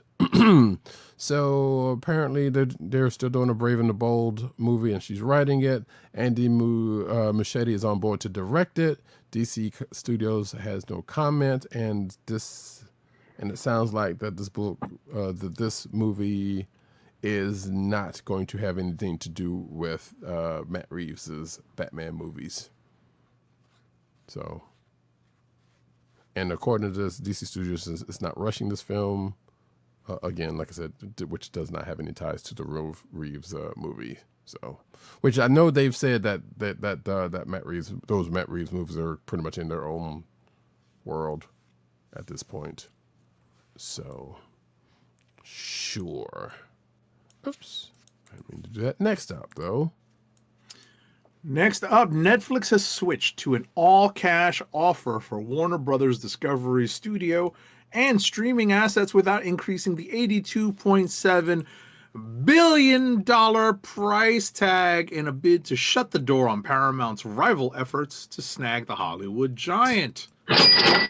The new all-cash bid at $27.75 a share, $27.75 a share, has unanimous support from the Warner Brothers board, according to a Tuesday regulatory filing. Both Netflix and Paramount Skydance covet Warner Brothers for its leading film and television studios, extensive content library, and major franchises such as Game of Thrones, Harry Potter, and DC Comics' superheroes Batman, Superman, and Wonder Woman. I added Wonder Woman because they should not have left Wonder Woman out of that sentence. Agreed. And yeah, Paramount's still in play, but we'll see what happens when Warner Brothers holds a special investor meeting to vote on the Netflix deal, with the streaming pioneer saying that the meeting was expected to be held by April. Yeah. We'll see what happens, folks. Yeah, I would not want to see Paramount get WB, but I would like to see someone give it. I would like to see it in better hands than either one of these, honestly. But at the same time, I also like to see that Batgirl movie come out, and I don't think that's been buried at this point. So yeah, we shall see, because basically Netflix is trying to do what Amazon did with MGM. Yeah, we'll see how all that turns out. To answer, Matt Wang in the chat asks, can you comment on the new Star Blast MCU show? To that I say no, but we will comment on the Wonder Man show next week. Because yeah. If they ever did a Star Blast a show, that would be probably the worst thing they ever did. But also, well, no, the worst thing they would ever do is a Stingray show. Shots fired. Oh no! Shots fired. It's all love here. We Matt understands that, I believe. So, but next up, though. All right, what's next? Oh no, it's up. This is yours. No, I did that. I did the last one. No, the canceling. Oh wait, no, you're right. You did that. You did that one. Sorry, so sorry. You just didn't want this crap. I understand it. Paramount cancels Nickelodeon animated series.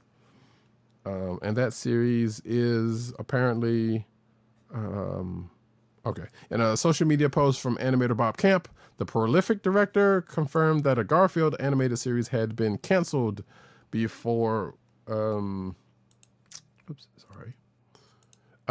been canceled before it was officially announced.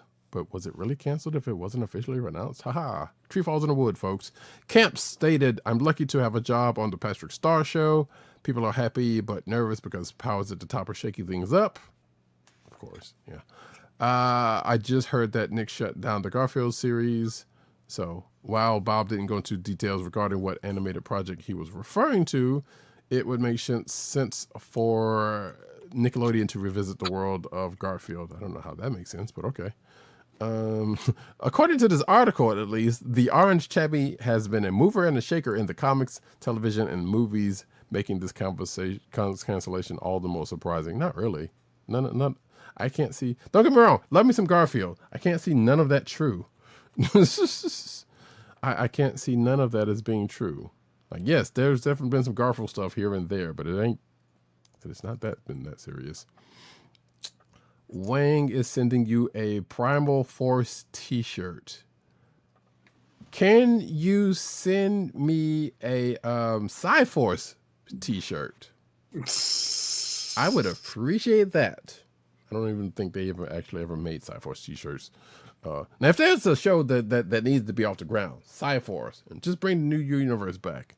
Not going to do it, and they probably screw it up if they did. Anyway, next up. Alrighty, next up. Invincible Season 4 trailer finally reveals the show's main villain. So I have not seen this trailer yet. Right. It announced that Invincible will return on March 18th, and it will introduce the story's most important villain, forgive my maybe mispronunciation of this, Thrag, voiced by Lee Pace.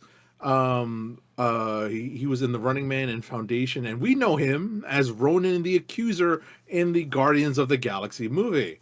Yep. Thrag is the strongest Viltrumite of them all and the leader of the imperialist alien race. As Grand Regent, he rules over the entire Viltrum Empire. It's a role Thrag has trained for since birth, making him both the best fighter and the smartest strategist of his people. Sure. Mm-hmm. I assume this is if you're watching the video version, this is what you're seeing is a picture of Thrag from the comics. So yeah, I just saw this announcement before the show. I also have not watched. Okay. Right. So just as a reminder, Invincible Season 4 premieres March 18th on Prime Video. Yeah. As I grab a couple other things, as we move on to the next. All right, folks, this is what y'all wanted. Listen, I actually watched this trailer today. I was pleasantly surprised. Oh, hit it. I was going to say, it's not my turn. You sure you want me to, take it? Hit it. All right, because heaven forbid we deal with anything Jared Leto. Masters of the Universe trailer shows off He-Man and Jared Leto's Skeletor and more.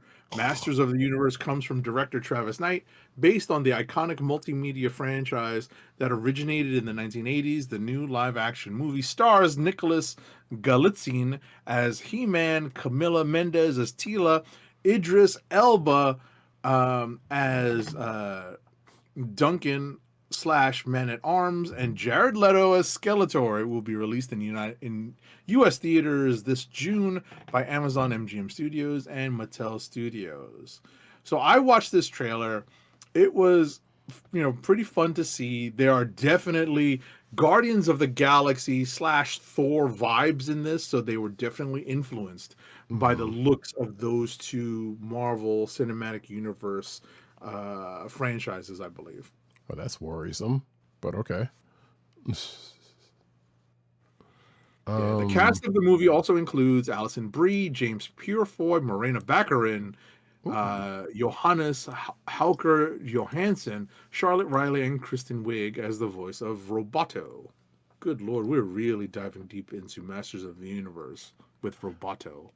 Yeah, well, I'm going to assume that Morena Baccarin is playing Queen Marlena. No, she's playing the sorceress. Is she? Yeah, that's what I read. Okay. Interesting.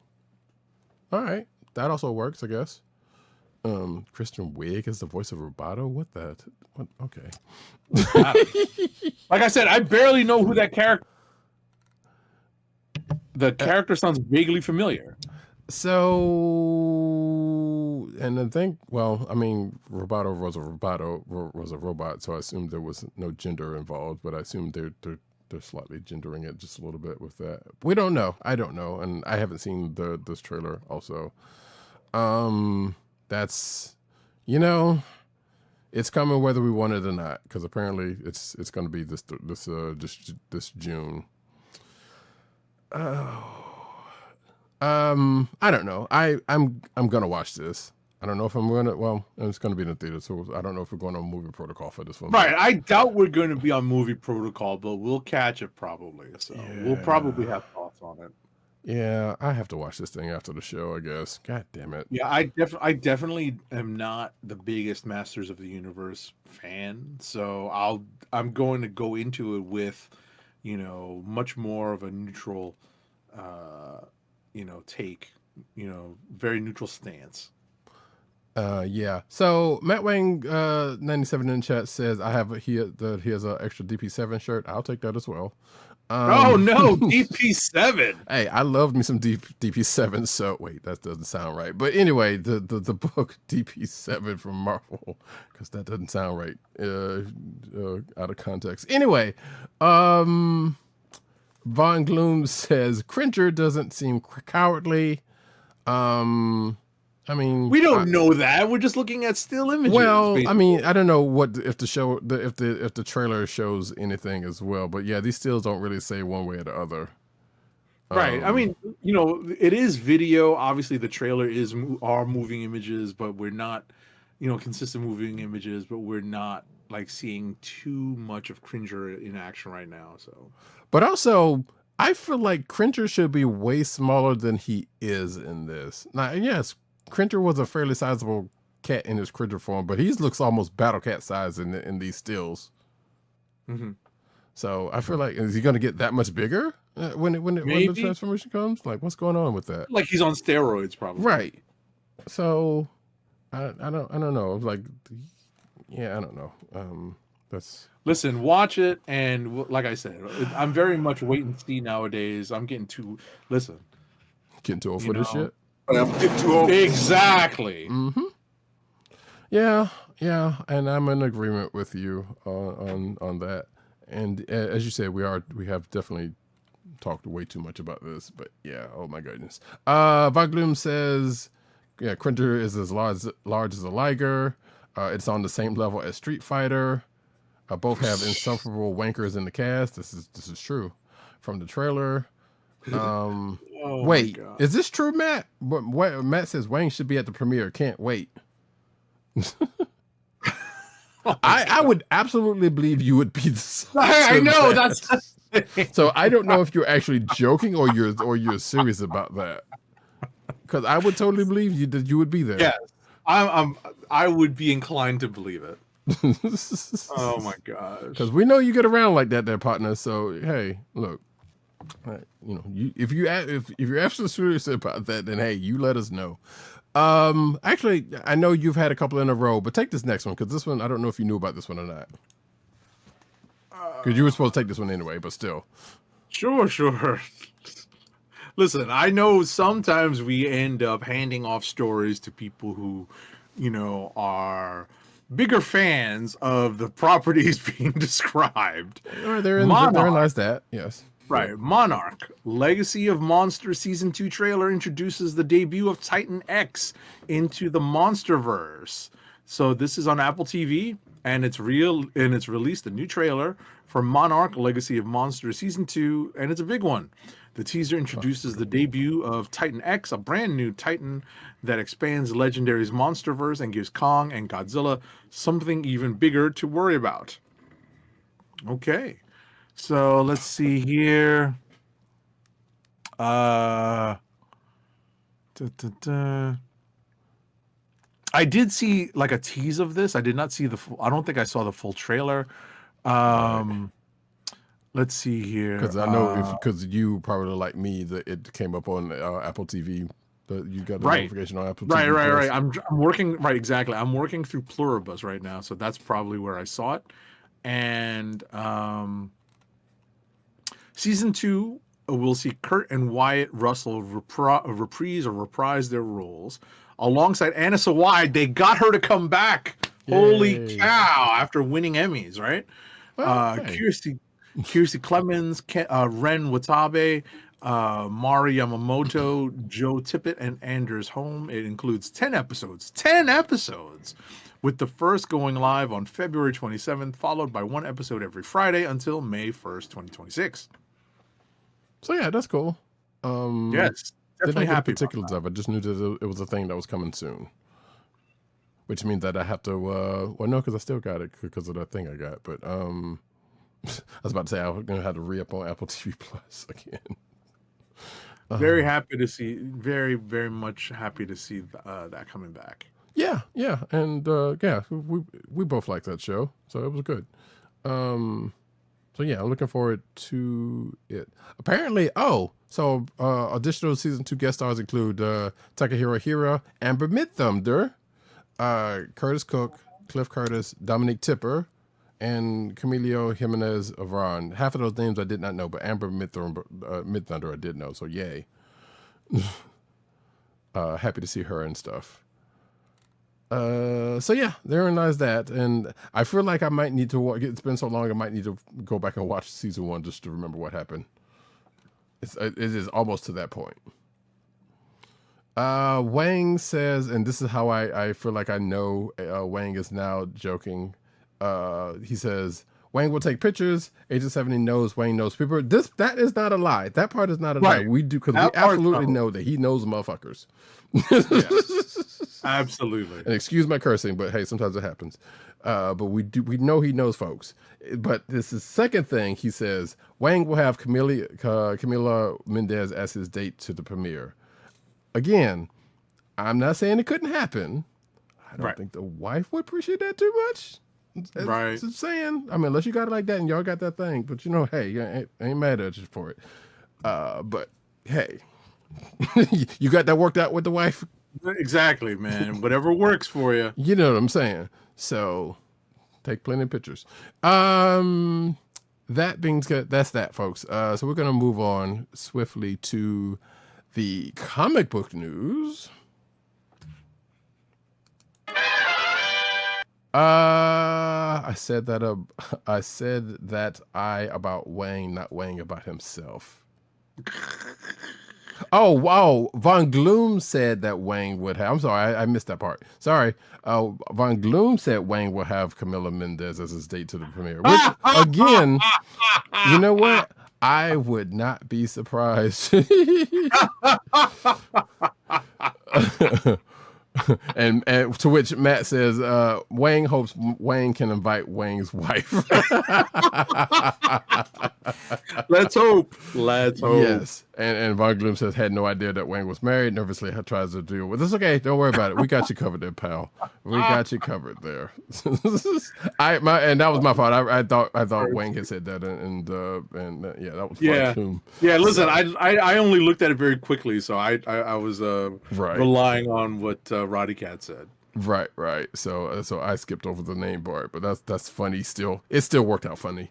But now we'll get into the comic book news. Join Aang, Katara, Toph, and Zuko for a day of boomerang school in Avatar: The Last Airbender Chibi's Volume 2, Sokka's Boomerang Class. That was a lot.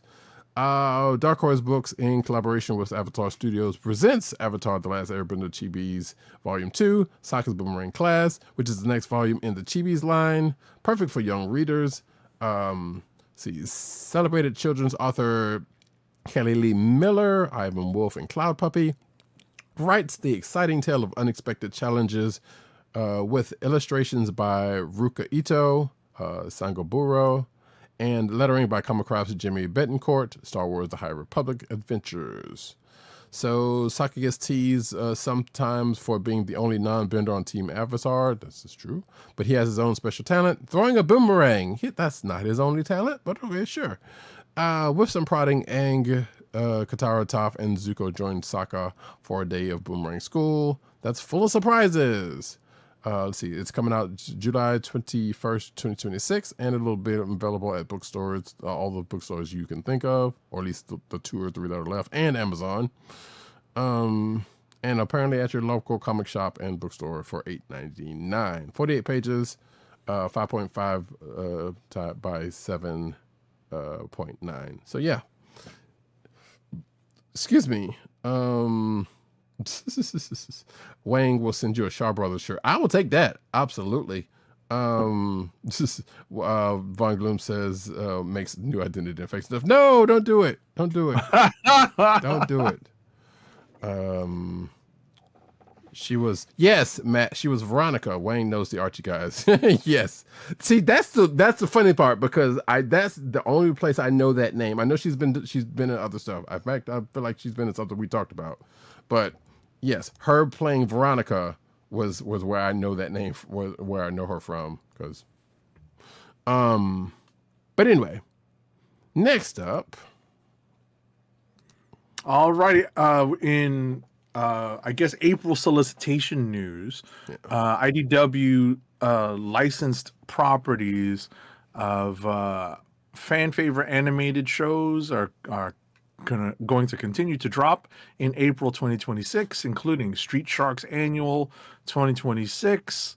We got covers here, like announced covers and variant covers, as well as Tales of the Teenage Mutant Ninja Turtles #5, Star Trek Lower Decks #18, and Teenage Mutant Ninja Turtles Saturday Morning Adventures #36. So yeah, these are previews of the April 2026 solicitations. And two of those four books that I've actually read. I did read Street Sharks, but yeah. I'm a couple of issues behind on Lower Decks, and actually I think I'm a few issues behind on Saturday Morning Adventures. Now that I think about it, but yeah, good stuff. Von Gloom says, "Hope to make peace with the world before the Wangs enter Baba Yaga mode." I think you're good. I don't think you have to worry about that, sir. So it's all right. And you wouldn't see it when it comes. No, I'm just kidding. Next up, though. Wait, what? Come on. Oh, here we go. Young Hellboy takes to the skies in a brand new pulp adventure. Yeah, I know. Mike Mignola is heading back to the Hellboy's young years with a brand new miniseries, and AIPT can exclusively announce Young Hellboy Thrilling Sky Adventures, a 4-issue romp that leans hard into pulp thrills, high-flying heroics, and classic Mignola style fun. The series reignite Mignola with longtime collaborator Thomas E. Snigowski. Wow, these names. Alongside artists Craig Russo, colorist Chris O'Halloran, and letterer Clem Robbins. And it goes on from there because the rest sounds like press release. But there you go, folks. That is... Wait, was there a date there? Did I miss that? I'm going to assume April because I don't see a date here. So let's go with that. Next up. Alrighty. Let's see here. This April, the story of John Kent, the son of Superman and Lois Lane. This story gets set to find another twist when he gets de-aged back to the way he was back when he was one of the Super Sons, along with Damian Wayne. So we'll have to wait until the release of Superman Unlimited #12 to find out what's going on. And yeah, that's kind of a flashback to a particular status quo. This is a Dan Slott story. Lucas Meyer looks to be drawing it, and we'll see what else is in store for John Kent in this book. The weird thing to me is that wasn't that long ago, so it kind of messed me up when it's like, when did they age him up? Mm-hmm.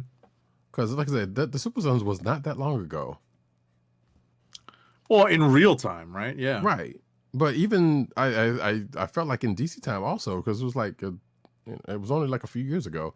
Either way, I'm thinking too much about that because it's not like I'm gonna read it. But I don't know, it just seemed weird. I'm in and out of Superman Unlimited. So. Right. And I think isn't John with the Titans at the moment because of DCKO?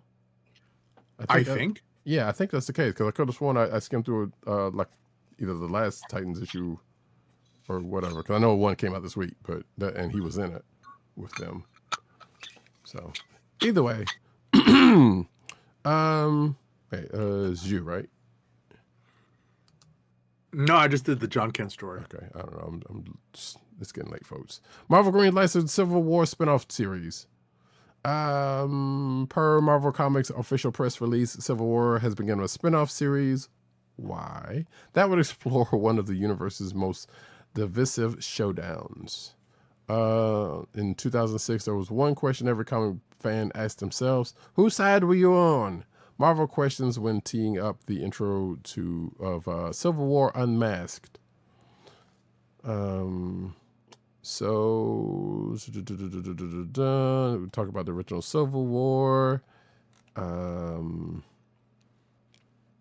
explained that Civil War Unmasked takes place before, after, and during the events of Civil War, while setting the spotlight on untold stories that occur during the events of the original comic. Returning as a 5-issue limited series, Civil War Unmasked promises the return of standout characters such as Spider-Man, you know, that standout character, Captain America, Iron Man, Tigra, and Goliath. So just bring him back, Bill Foster, to kill him off again, or Oh no.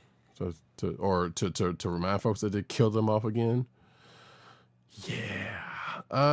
So Christoph Gage is writing this, and there's a quote here from Christoph Gage, which I will not read because, okay, whatever. I mean, sure, I might check this out. But see, Christoph Gage, Edgar Salazar, and Mari Holloway is the creative team for this book. And the book is coming out May 5th, 2026. So if you're interested in any of that, catch it. Next up. All right.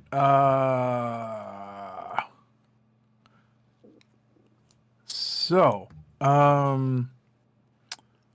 in last year's Giant Size Amazing Spider-Man #1, Chip Zdarsky and Cafu introduced a new character named Rapid. And now we have, let's see, that character getting a spotlight in Amazing Spider-Man Annual #1. By Saladin Ahmed, with artist Federico Vicentini, colorist Chris Sotomayor, and lettered by our favorite lettering paisan, VC's Joe Caramagna. And this upcoming annual will depict Spider-Man as he helps to train the new hero Rapid, who can affect time and thus appear to be moving rapidly. Oh, that character. Got it. Yeah. Yep. I remember now. Yeah, it's a 32-page one-shot with the $4.99 cover price. This is scheduled to be out in April, I think. That's probably right. Yeah, because we're dealing with April Solicitations or previews of solicitations. Yeah. So, sure. Oh no, wait, I apologize. It What's looks like the warning in this Marvel article has this on sale next week. Believe it or not. Okay. Yes, right. That's right. Yes. Sure. Okay. Hence why it's a preview, right? Exactly. But you know, we sometimes still get previews of the solicitation, so that's why it's kind of mixed in. We had to just kind of double back and double check that article. All right. Shout out to Matt Wayne, who says he's leaving the office. Good to see you all. Drive or get home safely. I don't know if you drive or you're taking transit or whatever. I assume you're driving if you're this late, but I don't know. But yeah, get home safely. Please leave your office. Go home. Yeah, man. You know y'all got that shit coming. Get out there quick. And now we get over into the toy corner. With Hasbro Marvel Legends series, Marvel Studios Thunderbolts action figures multi-packs have been marked down, or at least at the time of this article, which was a couple of days ago, marked down on Amazon. They may still be, don't know. But we have the Yelena and Red Guardian one, which at the time of this article was $43.81, and the John Walker Sentry 2-pack for $31.44. So if you are interested in either of those or both of those, you can go check Amazon to see if that's still the case. Actually, I can click through one of these right now. I could do that. Actually, it's $42 right now so it's actually going down further. And the Sentry USA Agent one is still the same price. So yeah. So now you can get it cheaper than the price stated for the Yelena, your Red Guardian one. There you go. Yay. Next up. All right, in re-release news, Entertainment Earth has in stock the Hasbro Marvel Legends X-Men Deluxe Nimrod figure. So if you did not get the 3-pack with Nimrod, Phantom X, and Psylocke in, I believe it was Psylocke in X-Force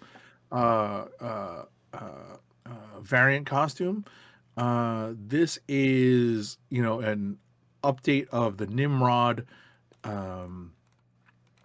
figure, which includes kind of like the first appearance head. So that is definitely a welcome sight. That first appearance head is how I know Nimrod. Not that I'm not tempted to buy another version of Nimrod, but that first appearance head is probably the only thing that really tempts me at this point. They did do a variant paint scheme to kind of more closely mirror his first appearance. And I'm looking for a price point. I believe at the top it said 79 at the top. No, that's free shipping. Yeah. Oh, I see what you're saying. Yeah. I just have to click. I have to click through. So the new updated Nimrod is $39.99. It's not terrible, but I don't need another Nimrod figure. Yeah, I was about to say, and I don't think there was a case where multiple Nimrods had been. Well, actually, there was probably one, but yeah. But who needs more than one Nimrod? Right. The first comment, it was like, "Oh, what the heck? I bought them." First, they was like, "Yeah, I was debating on this one." Oh well. Then they said they bought it. I don't know if that's actually true or not, but that's still funny. Next up, though, Hasbro Marvel Legends series, the Incredible Hulk Abomination Deluxe figure coming January 22nd. Retail price $46.99. Pre-order. You will be able to pre-order on January 22nd, if that wasn't made clear. So if you're watching, as a matter of fact, 1 p.m. Eastern, according to this image. So let's see, and all the places that are not sponsors for us, but you know the places that would be into that. So yeah, there you go. There's the Abomination. Oh wait, it is the Abomination. That's all it is. Yeah, it's a new Abomination. Listen, this is a much better depiction of the Abomination than the Build-A-Figure. That's what makes this tempting. I think I had a Build-A-Figure also. That definitely makes this figure tempting because the Build-A-Figure Abomination is definitely not built very, because it's a Build-A-Figure 1 and 2, it's just not, very articulate. Articulable actually is probably the better way to, it's not articulated. That's the best and the right term. But it's not as articulated as it could be, and I think this one is a better depiction of Abomination overall. Again, it's kind of a debate of whether or not you really want to pay $46.99 up front for pre-order, or maybe wait to see if it goes down in price. I don't know. I might wait on this one. Is that other head from Immortal Hulk? Yes. Okay. I was about to say, it was like, where the hell did that come from? That's crazy. Because so it comes with 2 heads. A third head, you mean? Well, yes. Yeah. So there's 2 additional heads, in addition to the head that comes on the figure. Right. So, as you see, I am flipping through the pictures. There you go, folks. Have at it if you want it. Next up, though. Let's see. Jay Garrick arrives with new DC Comics Page Punchers action figure. Jay Garrick Flash. The original Flash from DC Comics gets a new Page Punchers action figure by McFarlane Toys. The 7-inch red platinum edition Jay Garrick is inspired by the iconic Flash number 123 from the Silver Age. Each figure includes a reprint of Flash 123, and not 123, but 123. I'm just being silly. And a collectible art card featuring Jay Garrick's biography. The action figure features 22 points of articulation and arrives as a chase variant in the latest Page Punchers wave. This is going to be priced at, I think, $27.99. That's what it looked at. That's what it appears to be in the article. We'll go with that. Sure. Believe it or not, this release will be a chase variant. So this is not the regular release. This will be a chase variant for the upcoming Page Punchers Barry Allen, priced at $27.99. Okay. Yeah. So, yeah. But if that is of interest to somebody, go for it. Excuse me. So apparently, on this Transformers, I wish Matt was still here for this one. The Transformers forum, they got wind of the Hot Wheels Transformers, or at least a couple of figures in the Hot Wheels Transformers collaboration in Canada. So apparently, so according to this, there is the Hot Wheels, or at least one figure, excuse me, Hot Wheels Transformers collaboration. The new Bone Shaker and Twin Mill figures were found at EB Games in Canada. And then there were 2 Studio Series Wave, or a few characters. There's Windcharger, Air Raid, and Barricade for the deluxe edition, for the deluxe figures. And for the Voyager figure, there is the highly anticipated, according to this article, Thundercracker, with the new mold that showed up in Walmart in Ontario. And you can see an image of said Thundercracker right there. Actually, you can see a picture of most of these. There you go. There's the Hot Wheels. There's a Hot Wheels Transformers. There's a Windcharger. There's a Thundercracker. That is the Bone Shaker car. And there's the Twin Mill car. There you go. It looks like $36.99 for those. So anyway, if you're in Canada, and you can scoop those up, I guess. I don't know when or if we're getting those here. Last but not least, Saudi Arabia is developing an immersive indoor Transformers-themed attraction opening in Riyadh by 2026, apparently by the end of this year. The features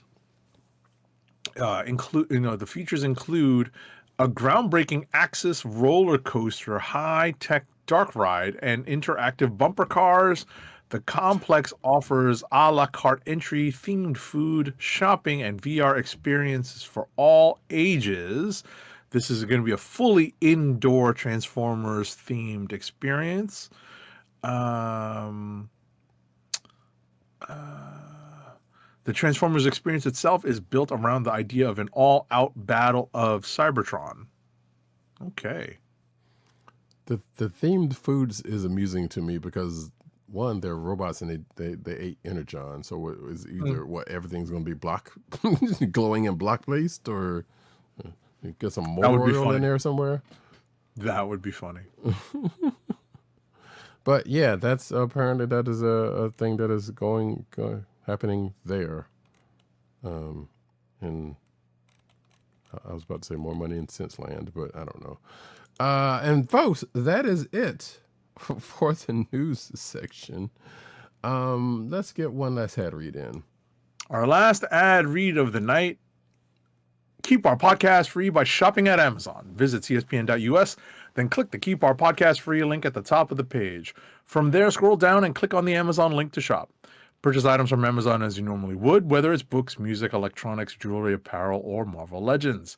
For every purchase made on Amazon through our link, Amazon sends the CSPN a payment that helps us keep the Comic Book Chronicles podcast free for our listeners at no extra cost to you. Amazon.com through CSPN.us. Do it today. All right, folks, that's it. We're done for this particular episode. Next week we'll be back again. We'll be back with Wonder Man. Well, we'll talk about Wonder Man. I don't think we're going to be able to watch the whole thing. Right. by the time the show happens. Because it's a complete drop, right? It's Right. every episode. Yeah. right, We're not and it's gonna 8 really do all episodes. that. So, and even at like 30ish minutes a piece, I don't think we'll take our time with that. But we'll talk about a couple of them, opening impressions and whatnot. That kind of situation. So I assume we would be able to get at least that out of the way. And I think that's pretty much it for current things, because there's not much else going on until Monarch and Invincible. Sure, Roddycat is not watching A Night of the Seven Kingdoms, so I watched the first episode of the new Game of Thrones spinoff, and I liked it. Not that I'm going to be covering it during the show, but I definitely had a good time watching it. Yeah, not a thing. But that's good. I hadn't really heard that much buzz about it recently, so I don't know if that says anything or not. But I know there are people out there watching it outside of you too, you as well. So Right. therein lies that. But folks, like I said, we'll be back next week. I have been your host, Roddycat. You can find me at Roddycat on Twitter and Blue Sky. You can find me at Nerds Nita on Twitter and Blue Sky. You can find me at CB Caps on Instagram. Agent_70 on Twitter, Instagram, Blue Sky, and Threads. You can also find this here podcast on the Cold Slither Podcast Network. That's CSPN.us. Do it today. You could also find us on your podcast perusal place of choice, whether it be Apple iTunes or Google Play, or Apple, or iTunes, that thing. You could also find us on, Spotify and the Coastal Podcast Network SoundCloud page. But you can also find us recording every Thursday night, mostly every Thursday night anyway, 9:30 / more to closer to 10 o'clock p.m. on youtube.com/thekliqnation and twitch.tv/Comic Book Chronicles. Make sure to click like, subscribe, and leave us all the positive 5-star reviews, especially on Apple Podcasts. Hit that hit that like button, smash that subscribe button, hit that, just click all the buttons except for the negative reviews. How about that? Yeah. On streaming. We were joined by friends of the show tonight on YouTube, so we're glad to have you guys. Absolutely. We're gonna start up. It is the new year after all. We're gonna have to start up the other streams again. At least I do. I don't know about if Agent 7 is gonna be. We'll end up popping on one of those. But so more Marvel Cosmic Invasion, more other stuff. Maybe some Dispatch. I don't know. I have to see if that's actually safe to actually stream, because I hear there's some parts in that one. But we'll work that out. Yeah. And other comic book based stuff, because it's all out there. Or there's plenty of out there. Agent 70 has now seen the list, and it's not even a complete list. Yep. Might even go back and play Transformers Devastation again, and I don't know if I could. And as much as I like that game, I don't know if I can do it.